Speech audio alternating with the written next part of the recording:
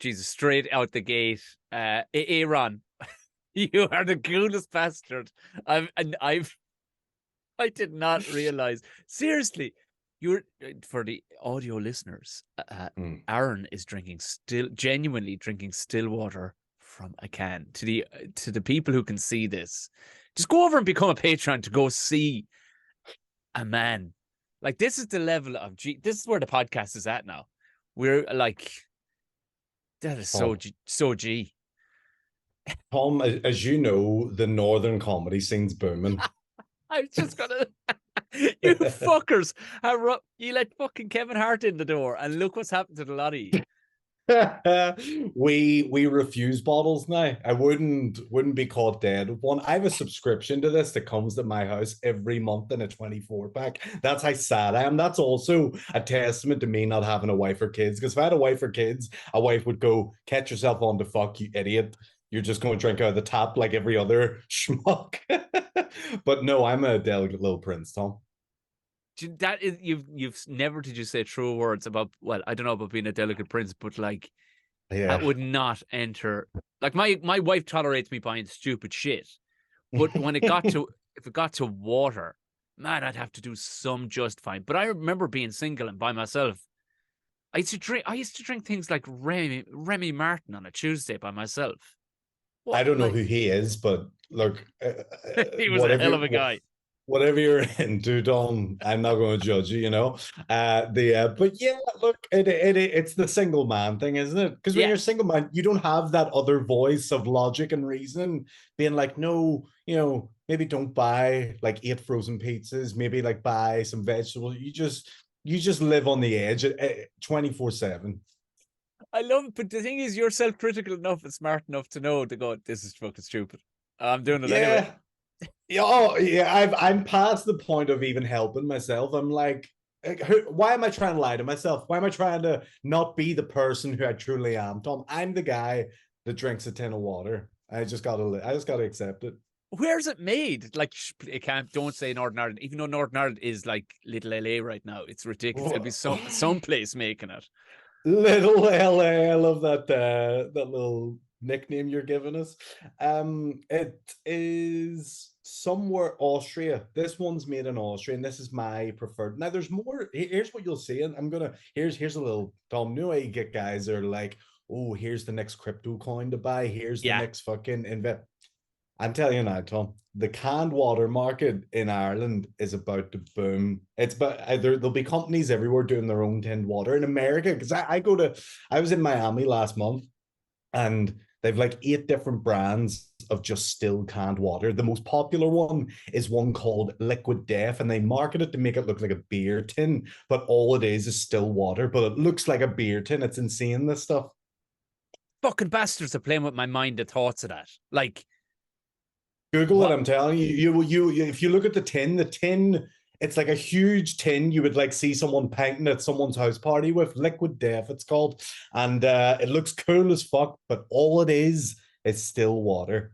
It's such a jump. Like, why is it too much of a jump for normal people, like regular folk, to think like we drink water in a bottle, you drink anything else in a can, but as soon as they put water in a can, it's like putting it in a fucking shoe and selling it. Like, I don't know why. It's like precious stuff is supposed to be inside a can of water's like, well, whatever, water. But like, you'll give 350 for a fucking Pellegrino. Like, well, Yeah. Well, they market this by saying, look, oh, the cans recycle forever, guys. So you're doing great for the environment. But I'm pretty sure they recycle plastic too. So who yeah. are we trying to fool here? It's all a conspiracy, Tom, is what I'm saying. And yeah. Do you know what's even better for the environment? Drinking it straight from the fucking tap and washing the vessel again. Yeah, just hey, why would I speak logic? Why would I speak Why? logic? Not to me, especially. You're trying to sell to the wrong guy, Tom. I'm already brainwashed. I'm already a shareholder. This is, but I'm serious. I thought that popped into my head many moons ago that Northern Ireland has become Little LA. Because it seems like every venture that you're thinking of that has popped up in LA, or I'm guessing now, other cool places around America, like, there's no end of people making cool t-shirts, man. Like, the amount of people that have followed me as a result of playing a lot in Belfast. But like you're going, Mm, you do what? How yeah. you take the stitching out of people's trainers and you stitch in Batman symbol. What the fuck? You're Mm. making a living from that? Holy Yeah, shit! one of my favorite things of the internet has to be the amount of sort of side businesses Yeah, that people could start. Like, for example, you got like pages popping up being like, "Oh, hula balloon." It's like we'll come to your house and hula hoop and blow a balloon and do a kid. You know what I mean? It's like they just create, and it's like always finishes in NI, like hula balloon NI, shoe stitching NI, fucking, hire a donkey NI. There's all these little things that would never would have. I love these wee stores that people make in niches, and yeah, it's a blessing and a curse, really. well, you see, I suppose for the longest fucking time, you would have gotten the back of your neck slapped, going, "Come on to fuck." Whereas we still have that a bit here, Uh But I notice when I notice it, I notice a lot because I have a kid now, and I'm trying to deviate him away from watching anything American because of fucking the thought of my child saying, "We take out the trash." I like, you're going back. I so just yeah, yeah. what I noticed the last day when the last time I was out hanging out with you was in Lavery's, and I walked nearly across the city, but the amount of kids that had strong American accents, I'm like, this now isn't fucking right at all. This isn't. Well, yeah. Well, me and Andrew Ryan, who I do a podcast with, were saying the other day, we were saying like 35 years ago in Northern Ireland, you know, you would have walked down and you would have been afraid, bombs, troubles, conflict, blah, blah, blah. And now you're looking on, all we have to worry about now is these fucking kids with these American accents. Yeah. And I said to Andrew, I was like, sometimes I watch a TikTok video of these kids and I go, maybe we should bring the troubles back. If Yeah. this is what we're, if this is what, if this Maybe. is what Northern Ireland's becoming, maybe we bring it back. Nip that shit. It is. Yeah, it was. I guessed it would have happened, and you need only look around Belfast on an average even to realize it's going to happen because there are more versions of falafels to be had, and fucking. What is in a falafel? What's in it? Fucking a whole pile of desperation. That's what's in it, Aaron. Fuck's sake. My life, yeah. Yeah. It warmed my heart to see how cool the place was gone, but at the same time, it was like, wind it small back in, lads. Wind it a small bit back in. We don't need all of this. This is like we're lads chopsticks. We went for food the next day, and myself get us, and Niall went for, and the lads started picking up chopsticks. That's that. Them boys are big chopstick boys. And that's what. But I felt my point was valid. They were like, yeah, but they weren't like, you're culturally appropriate. I mean, no. There's a reason why I'm not eating with knitting needles, because years ago, many moons ago, somebody put a knife in somebody's hand and a spiky thing in the other that works way fucking better than two fucking knitting needles. Thank you. Why are we going backwards in life? Why are we still... It doesn't improve the taste. It doesn't, you know what I mean? It's not doing any that. It's just, all it is you going, I'm better than you because I have some dexterity in my fingers. That's all it is. But and I know, unless you're doing something all the time, you know what I mean? You fucking, when was you getting a bike? Last time you got in a bike 10 years ago, you're going to fall off the fucking thing. Yeah, you'll cycle it, but you look like a fucking tit. Even you stop comedy for a while, you're rusty the first time. The boys are not eating every piece of fucking food with a chopstick. So when you look over and you see there's an Asian family next to us and they're just flying the thing into their mouths and the lads are going, working their tongue creepily into the fucking equation as well. You're like, there's no need. They've given us forks and knives. We're not going to get in trouble. No, I think Colin does eat every meal with chopsticks. I believe like cornflakes, toast, most and things. Water. Yeah. Yeah, he drinks just like soup. He just straight uses the chopstick. Colin loves his Asian cuisine. I'll say that. And if you ever do a gig or a tour gig with Colin, you better like Asian food. Is all I'm saying.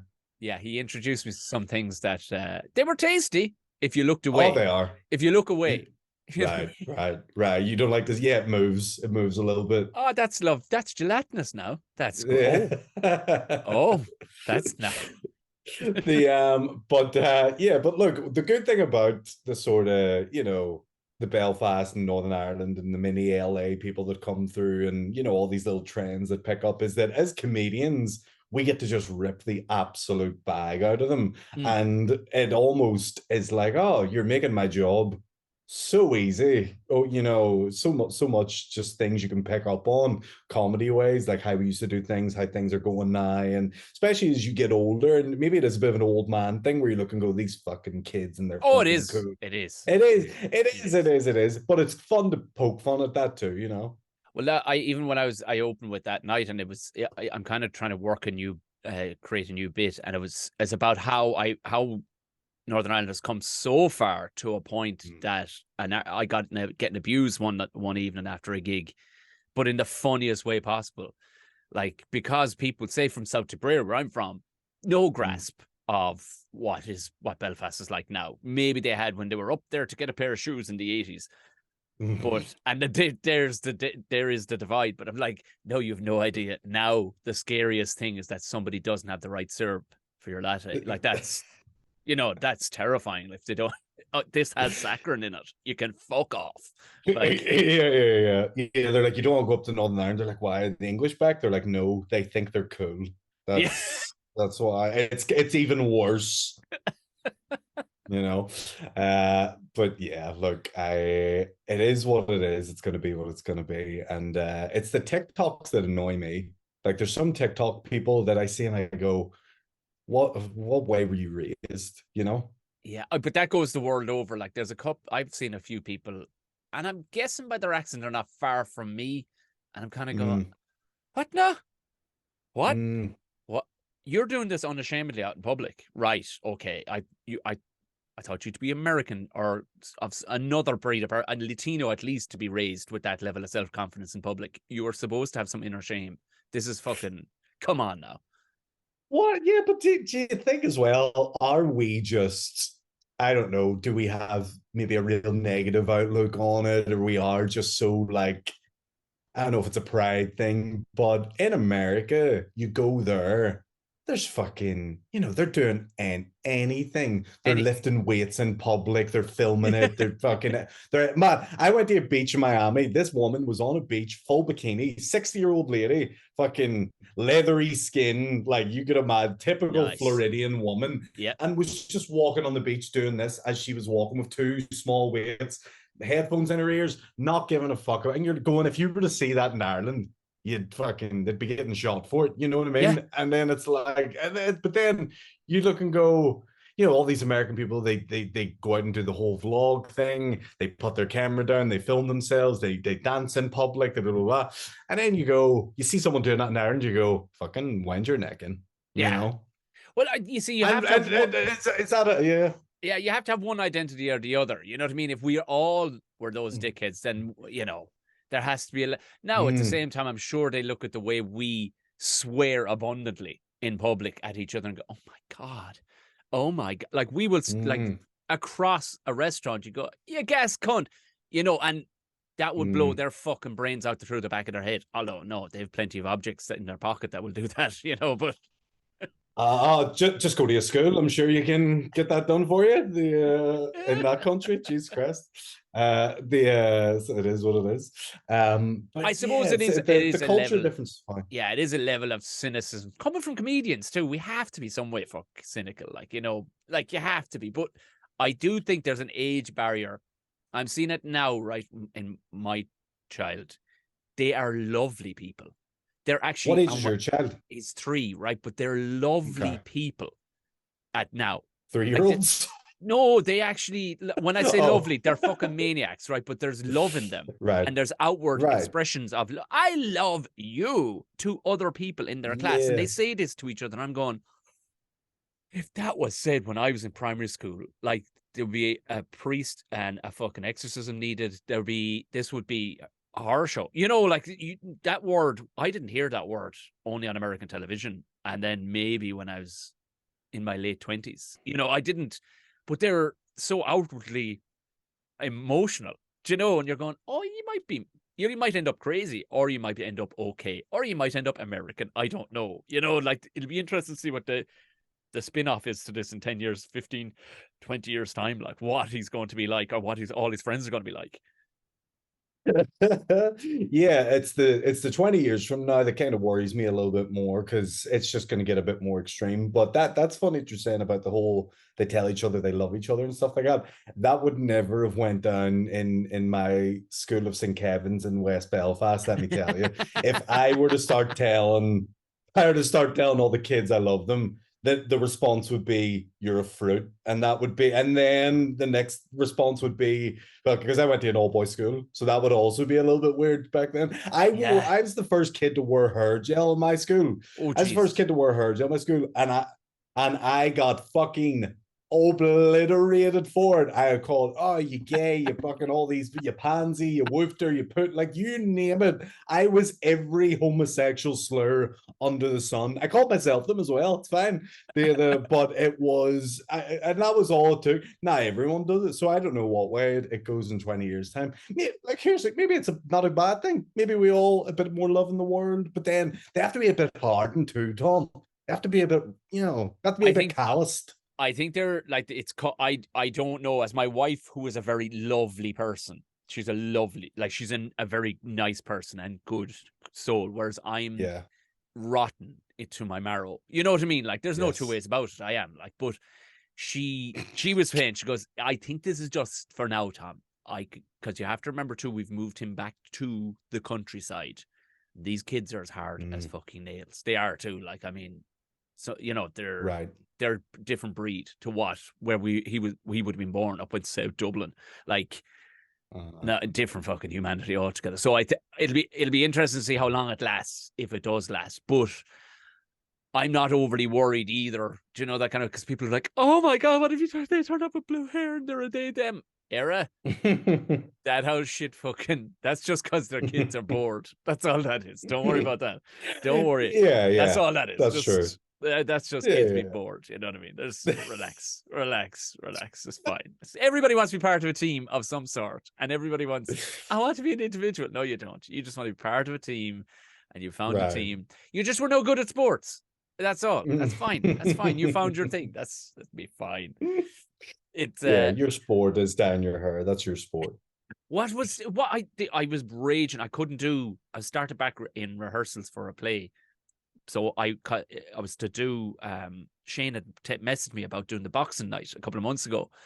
That's right. I couldn't, because I knew this was coming back around again. I was like, I can't fucking commit to this, because I'll end up looking like a brick. But it looked like it seemed like it was going to end up being a class night. And what lads were writing was almost emotional, how good of a night it was. Oh, well, I think it was a few different reasons. Number one, like, we very rarely, you do your Laveries and your Empire and all the gigs that happen here, but very rarely would you ever get, a gig like that where every comedian goes to it in the north and comes together, and then we all, like, unless it's maybe Christmas time, we all have a Christmas night out, and even then, like, there's people that disappear and things like that. But that was like just such for the Northern Ireland comedy scene, it was almost like a celebration as much as it was a charity event, right? Yeah, and I joked, because they were all at the rehearsal during the day, and the boxing ring's just full of the entire comedy scene, and I was just like, if the roof or a bomb goes off in this building right now, I was like, the Northern Ireland comedy scene is fucked. It's literally, I'm moving to Belfast immediately. Sure, to warn you all, but to absolutely mop up all of it. Oh, you'd be on Lavery's every week headlining, because there'd be no one else left. So that's I was just like, hopefully Ulster Hall's secured enough here, and it was all good. But yeah, that was a reason why it was good. And the reason it was good was just because it all came together. Like, you worry sometimes, there's so much moving parts logistically, like getting the ring, security, getting people to and from, seating, insurance, all this fucking, like, when you do stand up, the beautiful thing about it is you show up and there's a microphone, and you walk on, and then it's the simplest fucking thing ever. Anything outside of stand-up is a bollocks. Isn't it embarrassing nearly, you turn up to do like a theatre show and they go, "Do you want to do a sound test?" And you're like, "Yeah, is that great?" "Okay, I'll just head back." "Yeah, we can hear you back here. That's fine." Like, you know, Yeah, yeah, I yeah. feel sorry for the lads who are like guitar comedians and like, oh, you have to carry that thing around with you. You're like, no, but that's all I carry. I went, look, yeah, but I just have my I pockets. know. Like, I that's it. know. I know. Like Sean Haggerty brings a whole briefcase every gig with like It's his like Carrot Top piano, at this his stage. lead. Like, yeah. I know, yeah, he is pretty much. I'm looking, going, I can think of nothing else that would make me sadder in life than having to constantly be packing a briefcase to go do comedy. You know what Yeah. I mean? It's just right, absolutely. It stresses me out even looking at him. Bless him, but he's great. But yeah, so that was good. And then just the fights themselves were exciting. Like we had Dave Elliott was on commentary. I hopped on for a bit. Colin hopped on doing a bit of commentary. We sort of switch up. Aaron Butler comes out and does a song at the very start, and the audience goes fucking insane. It was just like just this fun. It was something so different.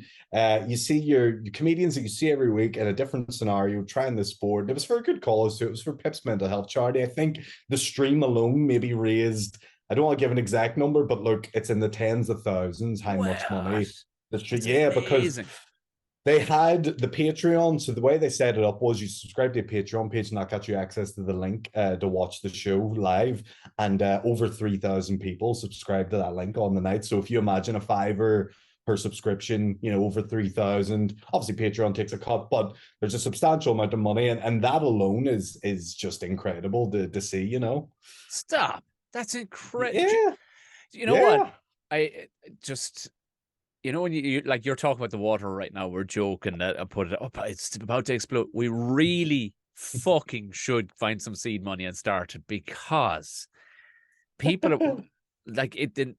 There's always like it's so simple the crossover. But I remember a gigging in London. Yeah. It must have been 7 or 8 years ago, and these couple of lads came up and they were like they were like they were trying to always find, you know, those lads you meet, they're like a modern day, I don't know, Del Boy. Like they were like two, what, but they were very, very nice, very, very complimentary of my set. But they were going, you know, what we should do what a thing we've been trying to work.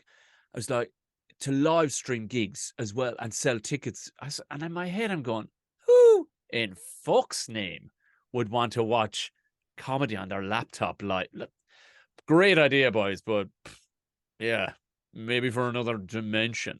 And then all of a sudden, around comes fucking COVID, and all sorts of shit starts getting. Oh, And now, like the boxing the other night, you had your live streaming, so your tickets being sold to people, you know, remotely as well, and it was a perfect idea.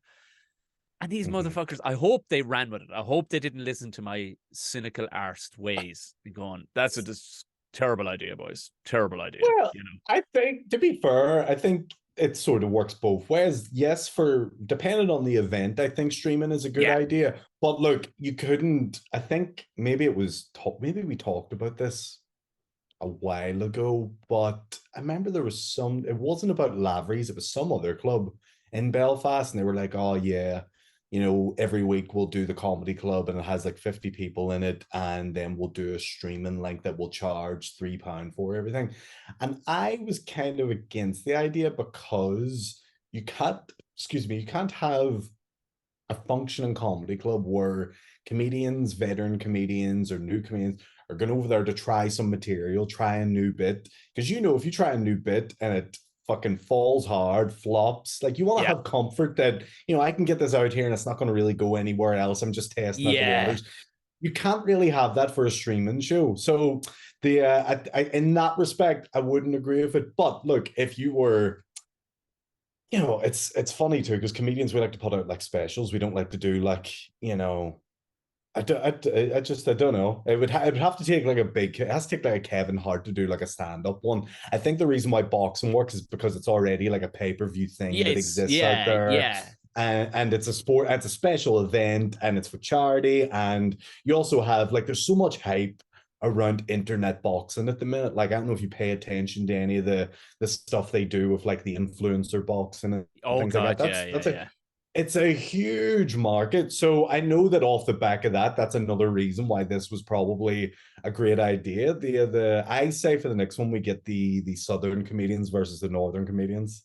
Oh God. Yeah. God. Yeah. That's a pay-per-view. Don't pick Chris Kent. Don't pick I've Chris. heard. Yeah, I've he's heard. handy. No, I'm calling him out. I'm calling him out right now. Fuck it. Yeah. Do Chris, you've taken everything I've worked for, you bastard. Fuck, is he from Cork? Fuck Yeah. Cork. I hate it. No, actually, I don't want none of that. I don't want none of that. Chris, keep it to yourself. Thanks. Andrew Ryan told me he sparred you once, and he still has night terrors about it. So yeah. I've gone to a couple of. I brought him up to a boxing gym, and I knew he boxed a bit before. And there's such a difference between, throwing a punch and knowing how to throw a boxing punch. Like, oh yeah, and I was and I'd been up there a while, and we both knew the one of the main boxers in there. It was a pro gym, so I was gone okay. But there's a difference between a month of and this guy who'd done it for maybe 7 or 8 years as a child. And you're just looking, and Chris just messing. It's just bending the bag with a fucking punch. I'm like, oh, hello. And next thing he's then, oh yeah, you used to box a fair bit. Like, I went, it shows. It shows. Yeah. Right. Okay. Yeah, it's funny. It's just you think it's such a fundamental, easy thing to do is just throw a punch. Like it's your base instinct. Oh, anybody could throw a punch. But to master the technique of throwing, defending, head movement, footwork, putting your arm into it, the right angle. It's such a science that people don't even realize.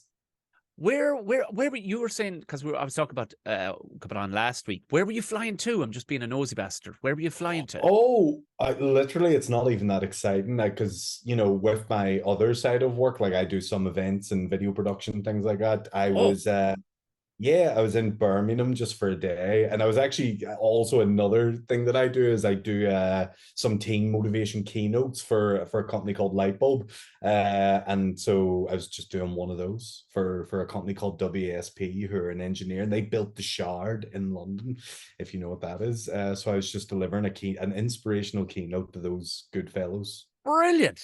That's class. Yeah. Oh man, I do it literally. I have a real passion for invoicing. And if you've anything that involves giving me your money, I'll most likely do it within reason. I get you. No, I'm right up there with you. The amount of people, the things I've been approached. Play, you name it. I'm at mascot. I'll be a mascot. Sure, no problem. Whatever it is. Whatever. Yeah, I don't mind invoicing because there's a joy in sending it off going, now. That's the ball's in your court.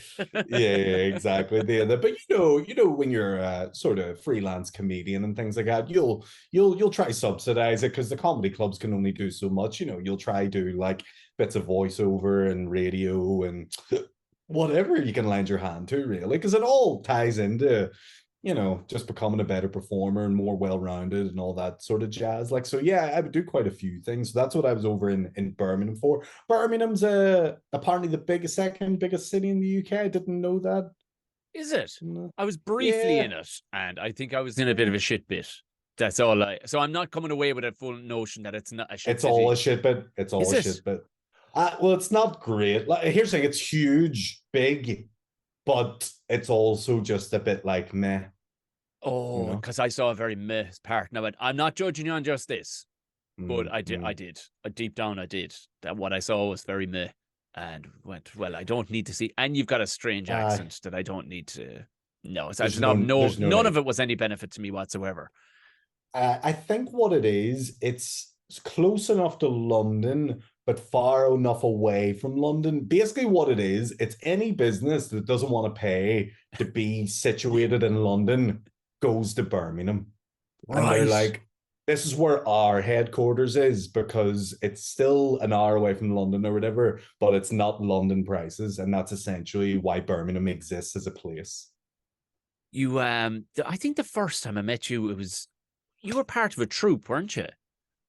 God, yes, this is going back 10 plus years ago. Yeah, I think it must be 12 years ago, I'd say, in Edinburgh. Yeah, easy. Oh, man. My origin story takes a many twists and turns, but I essentially started stand-up with Shane and all the other boys that you would see now. We did a TV show called Find Me the Funny, which was on BBC NI.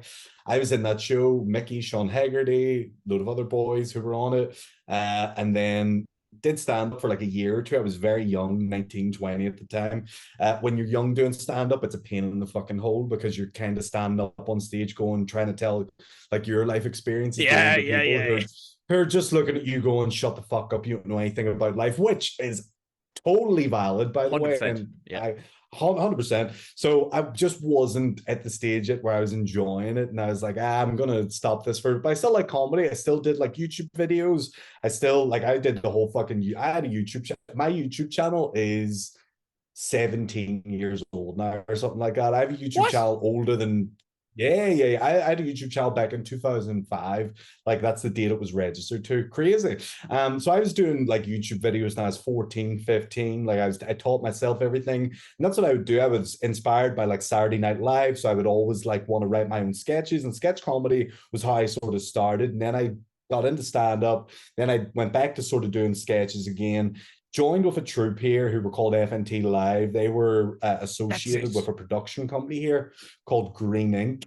And Dave Elliott was in that troupe as well. That's how I met him. There's about 11, 12 of us. Diona Doherty was in that as well. And yeah, we did sketches for about a year. We had a run at the Fringe for the month and did a live sketch show there.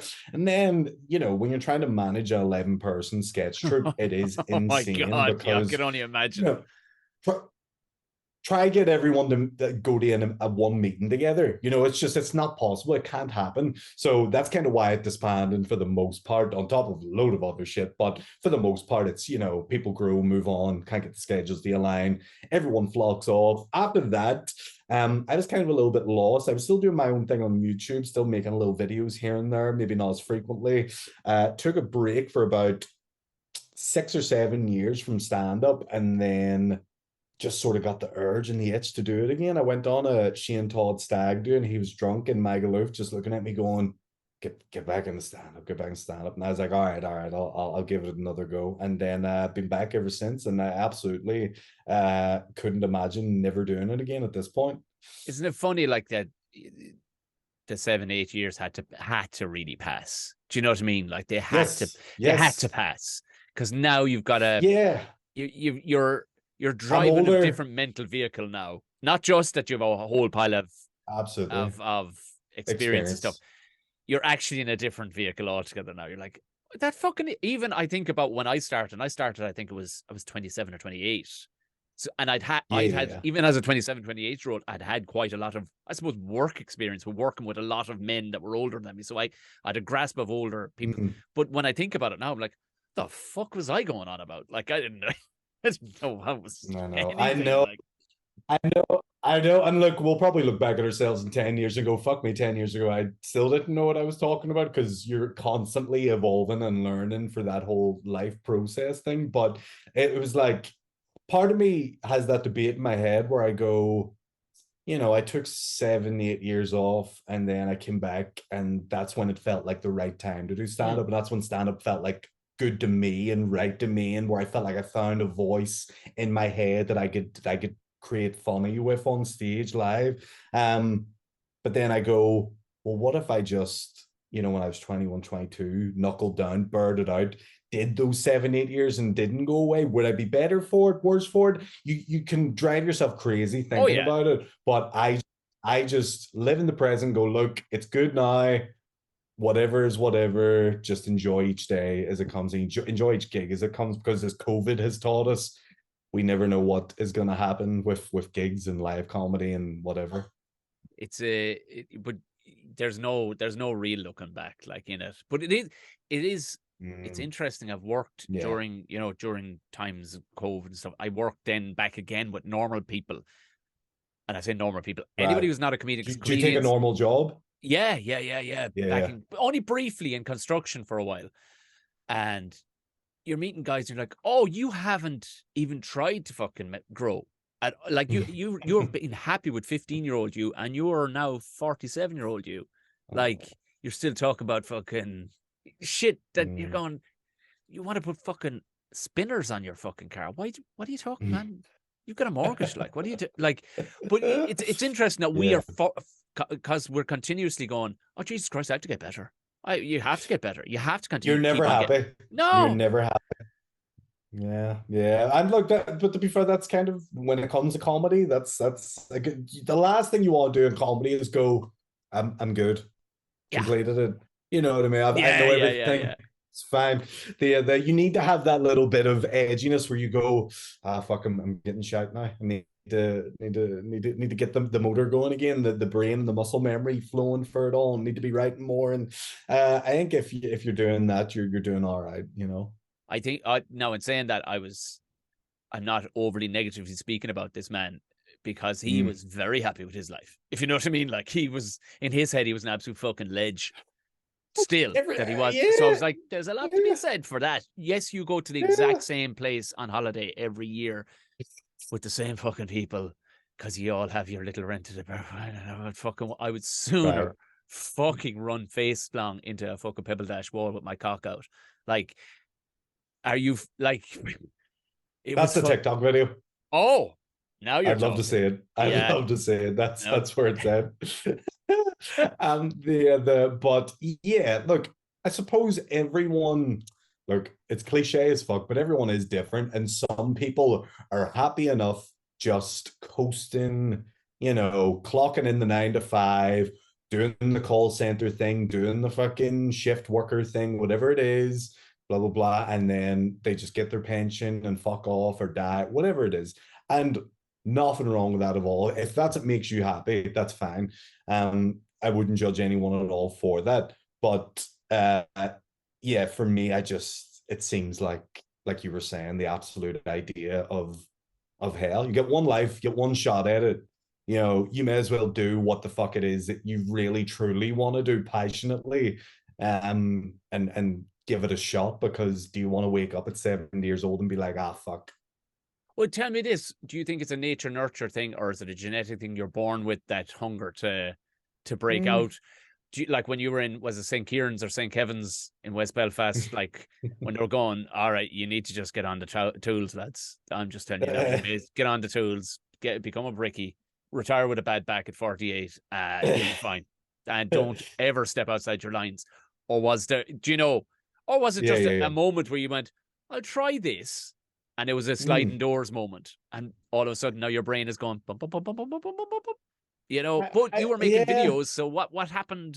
How did that come about? Do you think?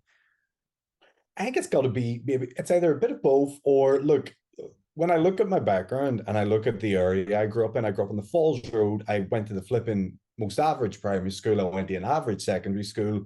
I was the only one in my second school to even go to uni out of my entire class that did A levels and whatever else. Um, and I think that's kind of genetic to an extent, because the way I think just has always been a little bit different. Like, I've never succumbed to peer pressure at all. I've never drank in my entire life, even though I'm from West Belfast. And it's like indoctrinated into you that when you turn 14, have a fucking cider. Nothing against it, by the way. People think I've some sort of weird religious cult thing going on, or that my dad touched me. Nothing like that. I mean, he did, but nothing like he didn't. But nothing like that happened. He did. No, he did. He did. I'm gonna But I'm gonna grab that as a soundbite. Just keep no, on playing dude. it over and over and over. He did. Dude, it's He my did. No, he ringtone. didn't. It's my ringtone. But that's the other sort of, to take a spiral off where we're going here. But when you tell people in Ireland you don't drink, they immediately assume something has went wrong. I assure you, I'm very sane. Oh yeah, Well, I just like don't only that assume you're very proper. clearing it up for me now. I would have thought, oh, he went too hard at it. He fucking broke it. He broke it. Yeah, He yeah. broke the drinking himself. Fuck's sake. He broke Yeah, his drink. people assume there has to be a real dark history or path, but genuinely just couldn't give a fuck about it. So then I go, yeah, yeah. I've never succumbed to peer pressure. I've always sort of thought a little bit differently. I like what I like, and I don't really care if someone tells me they don't like it, type that. It's Yeah. whatever, you know what I mean? So there's some kids in school who like like, for example, I was a big lover of, like Father Ted, Whose Line Is It Anyway, Channel 4, fucking all these like beautiful comedy shows. And kids in my school didn't really give a fuck about it. They were more, Teenage Mutant Ninja Turtles and cartoon, Yeah, blah, yeah, blah, blah, yeah. blah. But even at such a young age, I wasn't afraid to just stand up and say, oh, this is what I sort of feel like, and what I like, and whatever else. And so for that reason, I think it is, but it can't be nurtured. I think parents have a lot to do with it. And look, I grew up with two of the fucking best parents in the world. I'm probably the luckiest person when it comes to parents and families. And they always sort of just said to me, look, you don't have to do what everyone else does. Find whatever, they knew from a young age that I love to dance about and sing about. And, I love plays and theater and stuff like that. And they sort of were just like, oh yeah, they said they lean into it, enjoy it. And teachers in school were kind of good with it too. Like when we got our first computer in school, I was kind of just naturally gravitationally intrigued by it. And so the teacher was like, oh, if you like that, you just sit on it because no other kid gives a fuck about this. Back in the day when Jada, this back in the day where like you could only open like Microsoft Paint. Kids didn't know what computers were when I was growing up, and so I was always naturally curious in that respect, and because of that maybe nurtured me a little bit to be tech savvy and video savvy and get into the more creative aspect of things, and that's where the YouTube channel comes in. But I took a lot of bullying and slagging for that, like having a YouTube channel and going into school and all the kids are watching it and making fun of your videos and fucking, talking about trying to do something different, and then you're getting embarrassed. And man, being 15, 16 years old growing up, that's a hard age to be like that, but I just, I had so much love coming from my mom and dad that I think that just sort of coasted me through, Yeah. Well, it quite often when I look into it, it's either an adversity thing that guys going that way, or yeah, they were utterly nurtured by parents who were like, oh yeah, don't give a fuck about it. Yeah. Because I was lucky that very much a mother anyway. Like dad was always, but dad never gave a bollocks. He was like, oh yeah, oh Jesus, yeah. You haven't stolen it, have you? No. Will it cost me money? No. Fuck it, drive on you. There was like, it just intrigues me. So when I find lads who from a young age give a go at things, it was like, oh, I wonder. And especially because you grew up in an area that was, let's be honest, very fucking cliche. Do you know what I mean? There was a one-track motive, and not many. Now, in saying that, if you weren't involved in agriculture where I grew up, then what in the name of fuck are you trying to do with yourself? Like, if you did go to college, it was to do something further yourself in agriculture or construction, one or the other. That was it. There was no deviating from it. Like I've met lads who, hate their job. I did civil engineering, and they're now civil engineers, but it ages you like so badly because there's so much stress involved. And I met one guy not so long ago after a gig, and he was actually furious with me, like genuinely going, "But fucking why? Like, why are you doing this now?" Like, and it was just because he couldn't vocalize. He couldn't process it, nor he could not vocalize, hey, fuck, I hate what the position I'm in. The wife hates me. I don't know my kids. You know what I mean? This fucking job is doing my nut in, and I can find no way out. How the fuck did you do it? But he couldn't. All he could shout angrily at me. fuck you, Tom. You fucking prick. Yeah, happy bastard. It's and what, like, again, where I came from, it was you were either a joiner, electrician, you worked in a bar, or you got someone pregnant at 18 and that was your life. You know what I mean? It was like that was the options. And I would say 95% of kids who I was in primary school with did all of the above, even the girls, even the fellas got pregnant. That's how potent West Belfast is. Well, I was going to ask because I'd heard the rumors. Yeah, that dudes. Well, like... Paddy McDonald. Paddy McDonald. Paddy's sperm was like lava. Paddy could make himself pregnant if he even tried for a half a second. He could make himself pregnant. He's that virile. Jesus, Mary and Joseph, like he's unbelievable. Like he only got tattoos to actually log them. That's all it is. Of their names. It's nothing to do with love. It's logging his stock. He basically is stable. Logging his stock on his cock. It's a poem for Paddy McDonald's life. That'll be on his grave. That'll be on his grave.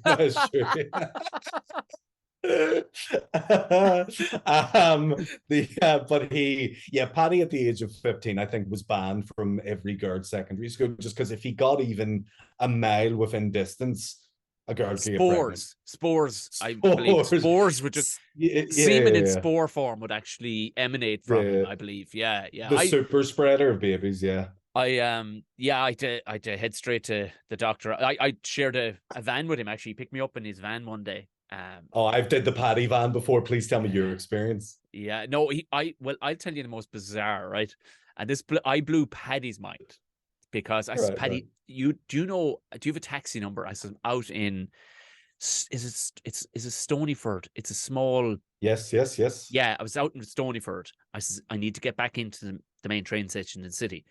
He says, the fuck? Now, in fairness to him, he didn't ask too many questions, which is great. You know, Paddy's background, like he didn't ask what I was doing there, because let's be honest, with a surname like and an accent like mine, I don't have much business to being in a place like that. They enjoy a good flag. They do. Yeah. Oh, you could say that they enjoy something.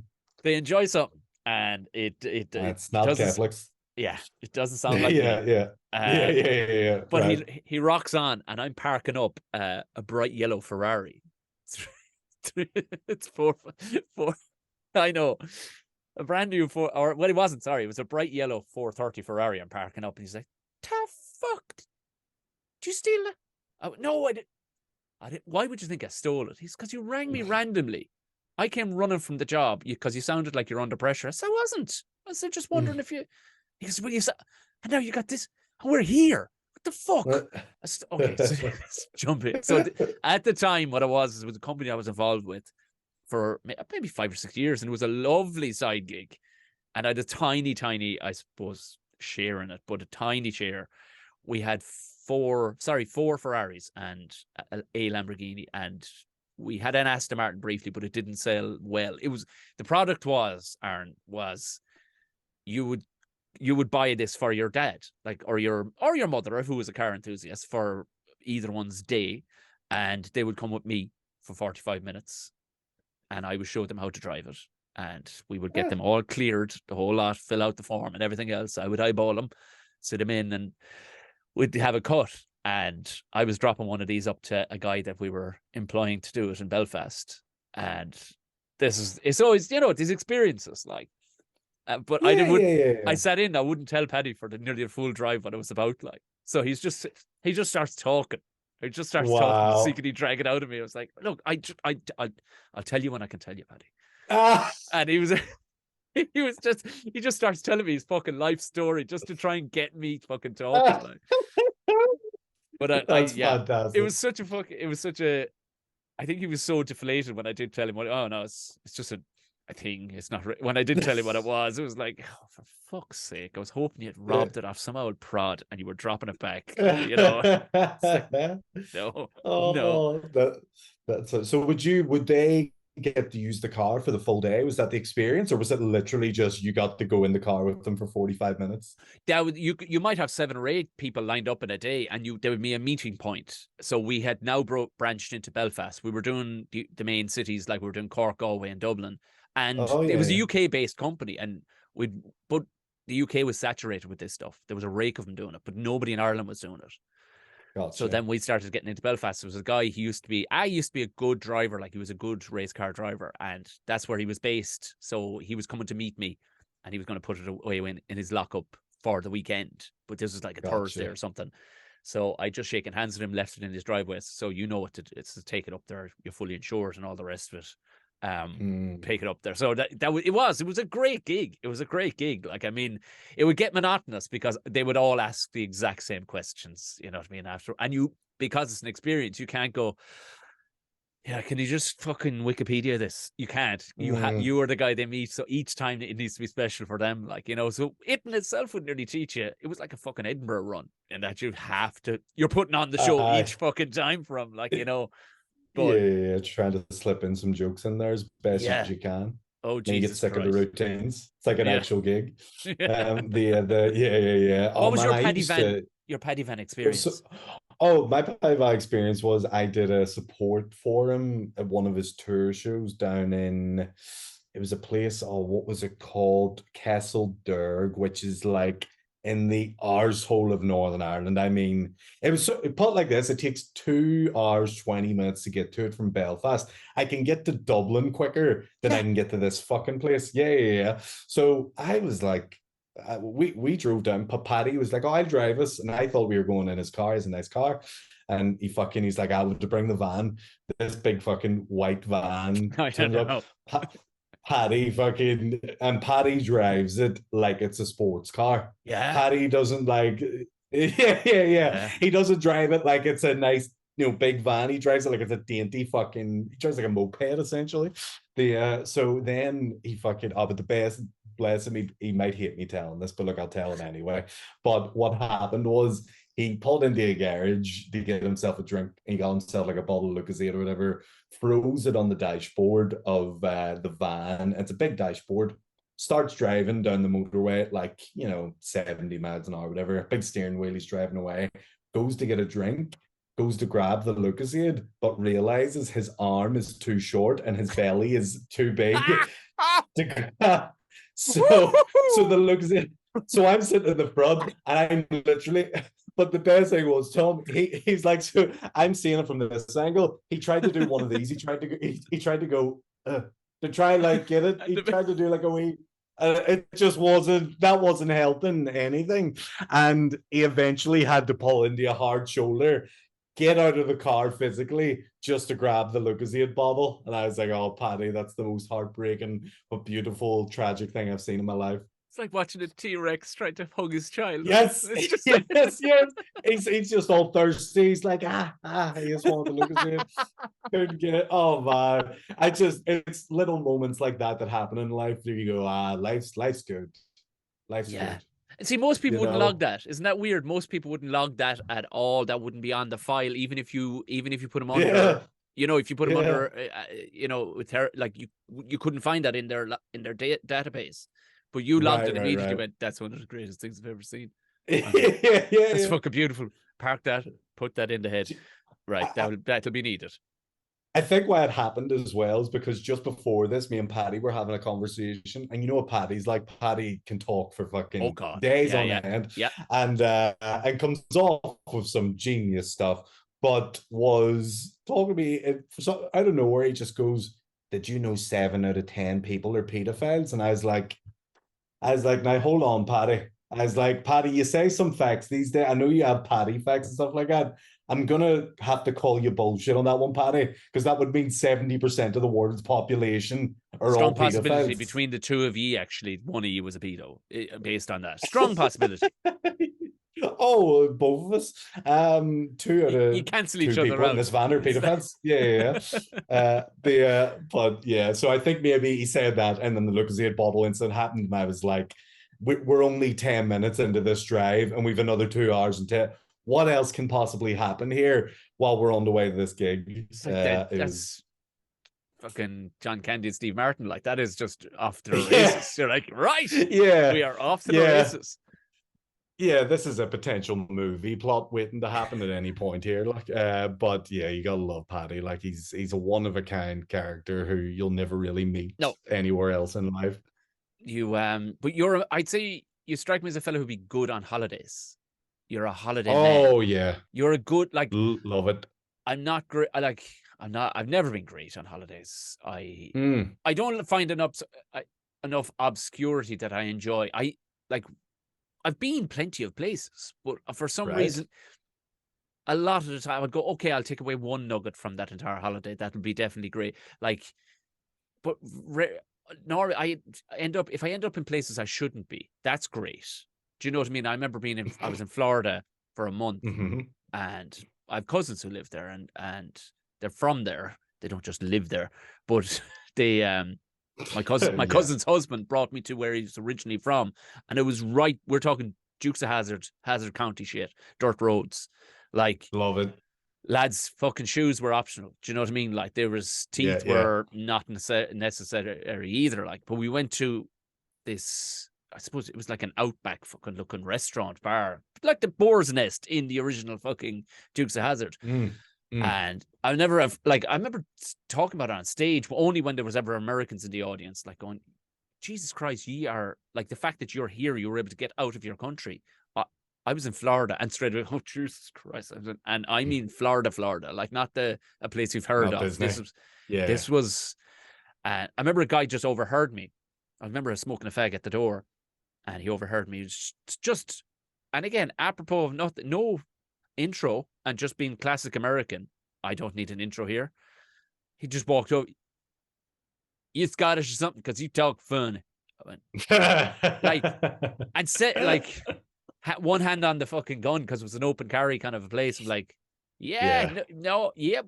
Will that solve the situation if I am? I like Braveheart, and I'm like, then we are. Then I am, yes. But yeah. Going into what they ended up fucking like they had this. They were actually eating bugs. Like bugs were on the menu, like. Yeah. Oh, crickets? Big fucking crickets, deep fried crickets. And they didn't call them that. They called them something adorable, like Happy Pie. Or so, and I'm going, well, this sounds like I can't go wrong with this. As big bowl of shite comes out, like some sort of chili and all these little legs sticking out, and I for the love of fuck. But I enjoyed that. Did I give two fucks about the beach? Or like once you see one, you know what I mean? I just went, but this is where you're meant to be, like this is what I'm. Rural America, you like rural America? Well, I just even I really like we went on our honeymoon and in April of when we got married, and I'd been abroad 9 times already that year, and I said to Natasha, "Can we just fucking not go to another fucking airport?" And she's like, "Oh, geez, I'm fine with wherever you want to go."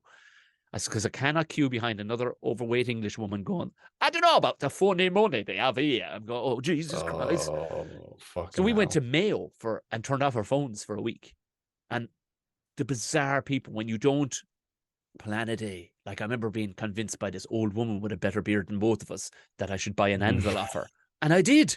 Do you know, and I have no use for an anvil. But there was... How much is an anvil? You only charged me 40 quid for it.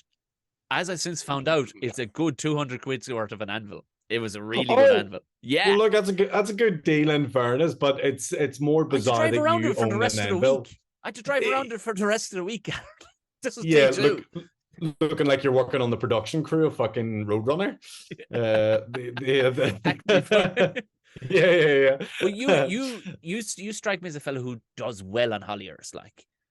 I travel great. I know how to travel. Now, what I will say is I throw a lot of money unnecessarily at travel. And the reason being is because, so for example, you're not paying for anybody else. It's just you. So, well, that kind of helps. But like I was saying, I do these keynote conferences and things like that for inspiration, teamwork, all this sort of stuff. And, so, for example, one was in Philadelphia last year. When I do these conferences, they're paying for my flight's business. They're paying for the lounge. They're paying for the suite in the hotel. They're paying, and then I also get the option to, if I want to add on 5 days and get my flight home at a later date, I can do that. And then just out of my own money, do whatever activities I want to do.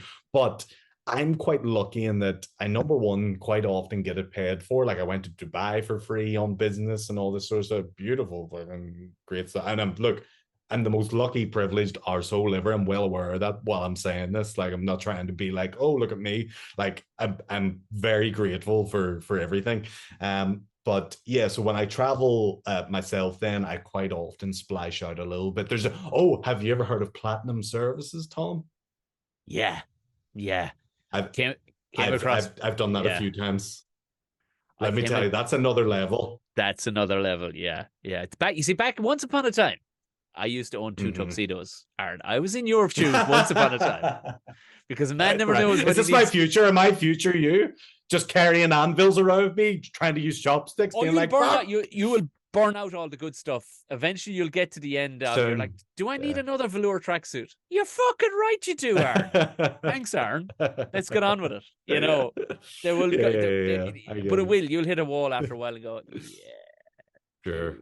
I get it. I know it's coming. Maybe it's not. Maybe it's not. Maybe you'll continue. I just don't want to see you in your 50s with a comb over still, rocking the latest shit. And you're going, your kids are wearing that as well. Who'd you think I borrowed this from? Yeah. It still fits. I'm a small guy. I get you. I understand. But tell me your latest platinum experience. Come on. Come on. Where were you? Well, the last time was I was going to Florida last year for a conference for a big pharmaceutical company called Merck, who are like one of the Oh, yeah. They're biggest. Like if huge you here in Tipshire. They have a huge place in Clonmel. oh Yeah. oh genuinely Yeah, yeah yeah, yeah yeah. yeah man, like ridiculous. The money I've seen, it's incredible. They have a great operation. But so I flew to Platinum with them, and who is in Platinum Services the same time as me, but one and only Harry Styles. Of course. The of course, Yeah, of just course he rocking was. about. Yeah. Now I didn't go near him or anything like that because he was quite well guarded, and he has, if you know, Platinum is like your own little room and stuff like that. So I didn't knock on his door per se, but it was just when I was going in, the guy who knows us, I can't remember his name, but he would always like be friendly and talk to us and stuff. Guy who works in Platinum Service, and he just goes, Harry Styles is in the day. I mean, I was looking, going, pretty sure you shouldn't have told any of us that, but look, I'll thank you for the information. I'll just wait around the foyer now like a fanboy for the next 2 hours. But I didn't. I let Harry have his peaceful day like he should be entitled to, because he's a person too, Tom. But yeah, so I did that. It's just, it's great. It's debatable. But you see, he picked his battles too. You're not a 14-year-old girl, so he was sure as shit wasn't going to say that. You're walking in, you've got a beard on. He doesn't know if you're going to go, what now? Don't you, Tom, don't you gender me. Oh, don't you misidentify me. I knew this would happen one day. I knew this was. It's got you. We got transgender people on this podcast, so that I'm some way. I'm awakening. If I'm not woken, you're I'm awakening. I'm fucking rolling over. I've got one eye open, and I can see the future, and that's not good for me. People like me. Finally, clip this. Put it on fucking all the Irish press websites. This is you done. Career over. Back to cars. Back to your Ferraris. oh, please no. Oh, no. yeah. Oh no. Out of curiosity, what do you actually think of Ferraris driving them? I've been in one, but I've never drove one. It depends what you want to do. Like, go for a drive in it, you're a fucking idiot. Like, any of these cars, they're all fucking idiots cars. Like, they're brutal things. They are. Get yourself a Subaru Forester with 400 and put 400 horsepower. Like, you'll do the same thing in comfort. You know, all these cars, they've hardened the fuck out of them. They're heartbreakers because they will break down because they're so highly tuned. Yes. Do you know, like, we've all dated a great looking partner of some sort. I love how you're not saying woman or man now. You're like, exactly. Live and learn. He's learning. It could be anything. It could be it could be anything. Whatever. You could be dating a fucking lamppost and go on you. Good on you. But yeah, get you. But they're fucking wild and it's great crack. But like, if you want to sit down with a bag of fucking Doritos, just the two, and go fucking handy and watch shite, but they're kicking you and they're fucking, why the fuck are you fucking not paying me all the fucking attention you were when we were in? That's a Ferrari. Like, they're fucking lovely. But put that thing away till Sunday, like, and take it for a rip when nobody is around. Like, because it's all these, but they're the best. They're the best. They're, like, as race cars go. And I know fellas that go, well, I've driven a lot of these things, because you get invited to a lot of these launches, and you get invited because they wanted us to sell us more of these shit. Like, Lamborghinis are the biggest load of bollocks that has ever been created. Oh, load of shit. Like, they're Aston Martin are shit, aren't they? They are, yeah. They're a load of shit. Because I used to do some video work for like Aston Martin and Ferrari and all the rest of them. And you would walk into the service area of all these cars and you'd go, oh, that car was sold 6 months ago and now it's in a service area. Like, what? Imagine buying like a brand new Hyundai i30 or whatever, and then it goes into a service area 6 months later, brand new. It would never happen. But if it's an Aston Martin, they're like, oh yeah, it's normal. You know, the disc caliber, everything's fucked on that model. And they're just so casual about it. But this is the other side of it too, is that you get ridden hard by these people that are selling you. Like, there was a guy that we used in Dublin, and he was very much a realist mechanic, but he did supercars. But he was an engineer too. He'd go, I'll see, can I make the part? Because it's only a tiny little thing, but they'll want to sell you this whole thing. and he would, and he'd a couple of race car builders working for him who would actually engineer these things, but he'd be a realist. He very reasonably priced, like underpriced for, like, he was stunning garage, Snow White. But I remember going in there and there was this guy back from the UK with a McLaren P1, ludicrous, £500,000 of a car at the time, I'm sure. And there was like water staining on the underneath, just what on this piece of metal, and brought it to McLaren in London where he bought it, and they went, "Oh yeah, it's the water pump, 24 grand." And they wouldn't even tell him the price. They were like, "It's the water pump, Paddy." Basically, is what they were saying. Your man's like, "Oh, the fucking horse now. How the fuck is the water pump gone on a fucking car that I haven't hardly driven to the end of the fucking road? I've barely taken that thing anywhere." Like, oh, so we'll change it. Give you another one. He was like, "No, it's you know what? I'm going to risk it. I'm going to take it back to see my mum anyway in Dublin." Brought it to your man. It was literally condensation marks. There was no leaking whatsoever. 24,000. Wow. Yeah, they would have put in, or maybe they would have put in a new one. Who knows? But you're getting people who are coming. There's being sold to people who can afford them. If you have to think about the price tag, because they're getting sold to people who go, "Oh yeah, whatever." Like, why would you tell me the price? Just fucking make the ghost thing happen. I just need it to go. Because the majority of people that buy these cars, they can't drive them. They can't drive them. Like, I took a Ferrari owner out in Belfast in one. It was a red one that we had up there. And it was, you want to see that, like, that lad, he lost 7-8 years of his life in 10 minutes, like, with the way I took him. Oh, really? Like, really? Why would you push it like that? I went, what the fuck are they for? The fuck are they for? Like, and he was all this guy wanted to do was tip up around the city in it, looking the shit. You know what I mean? Yeah, that's all it is, looking cool. Like, I knew I had to do this to him because his teeth were whiter than ivory, and I'm like, it just doesn't. But, and that's a segue. Hey, I like it. Nice. Where you would find ivory. Your new show, Africa. I fucking love that you went, because all I'm thinking is the song, which I love. Tell me, Africa, why? Did you platinum service? Did you give one for Mugabe's people or something? Please tell me, because I've given some of these talks, but never to companies that size. Who want they'll plowing championship typically, or maybe like Roscommon or something. But I've never been. Am I wrong, or do you just Roscommon's a big deal? Yeah, it is a big deal. Yeah, it's a big deal. few reasons. Number one, I did one of those fucking hokey cokey DNA tests on the internet that people do, and it tells you, like, you're 5% Swedish, 18% French, or whatever. Mine may or may not, don't spoil the show, but there may or may not have been a percentage of me that is part African. And so the show's kind of built around that idea that, hey, this is because I'm African, this is the sort of stuff I should be able to get away with, even though, really I'm a Catholic boy from West Belfast, You're like, literally, if they plug the two of us into like, just actually they go, I can't tell which one is which. I can't. On the other side of the room, blue-eyed, fucking fair-faced fuckers. Yep. I just, but I love it. I love it. So yeah. So it's a bit of an irony there. And then the other reason is because last year I did go to Africa. I went to Uganda to do some like charity work over there. And from that, I do a whole tie-in where it's me basically returning back home. And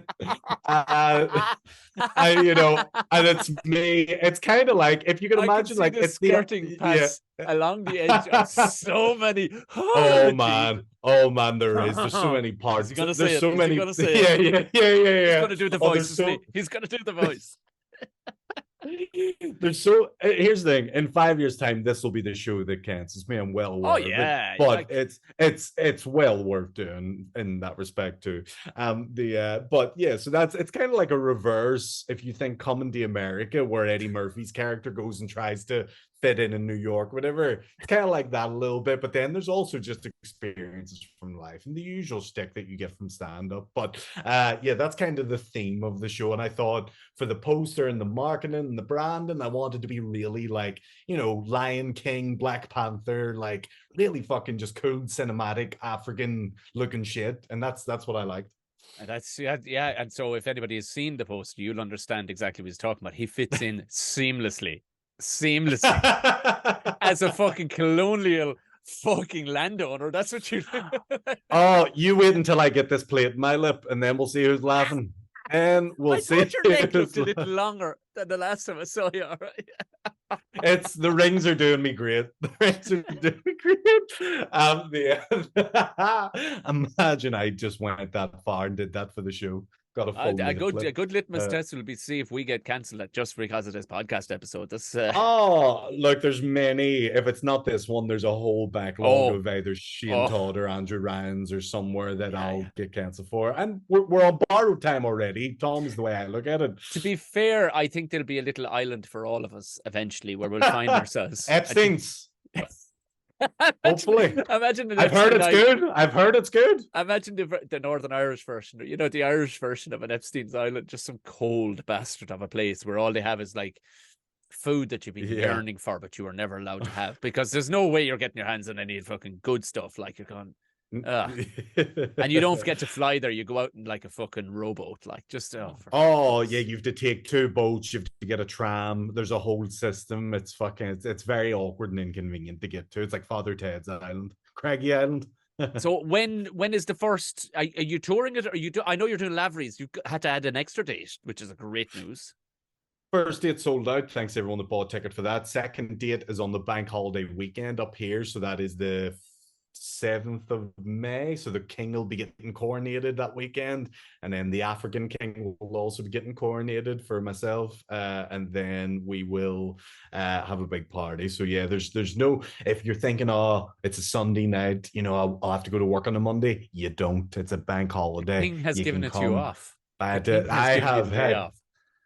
You're welcome. Okay, you enjoy my show instead.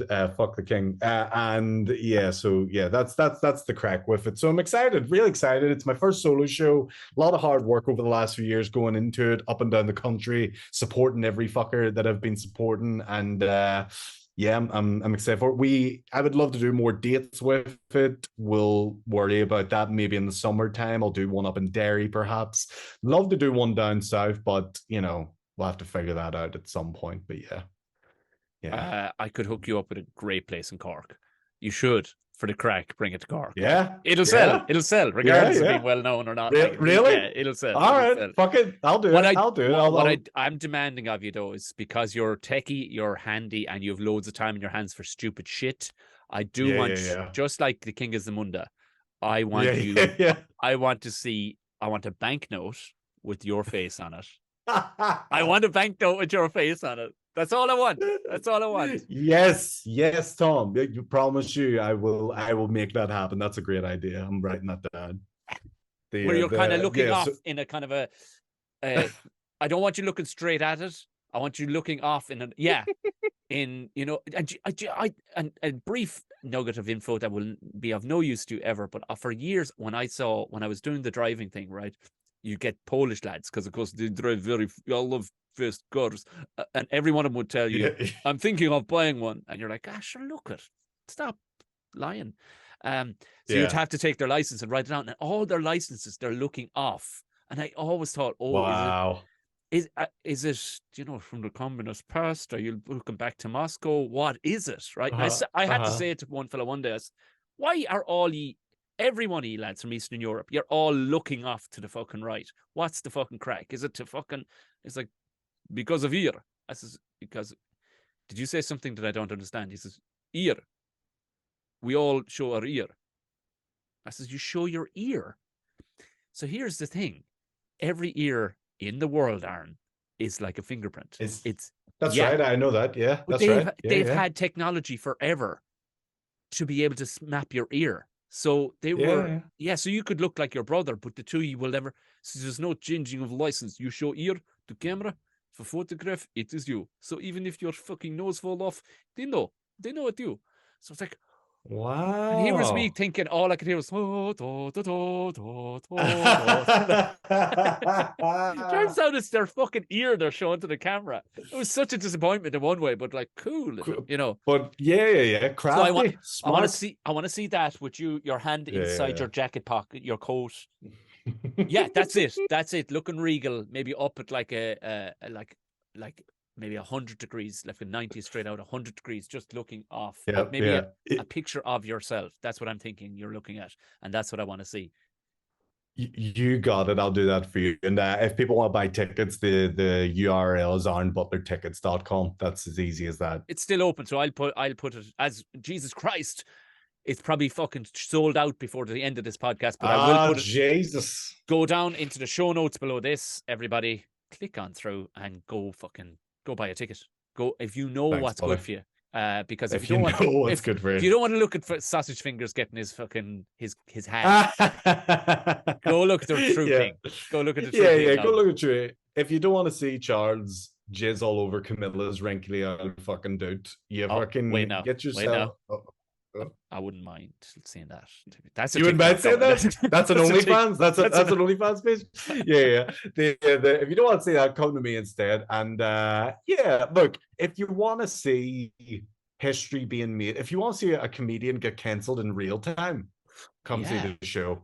Oh, that's well worth. Come see the show. That's a tagline. That's a great marketing tagline. I'm writing that down. Yeah.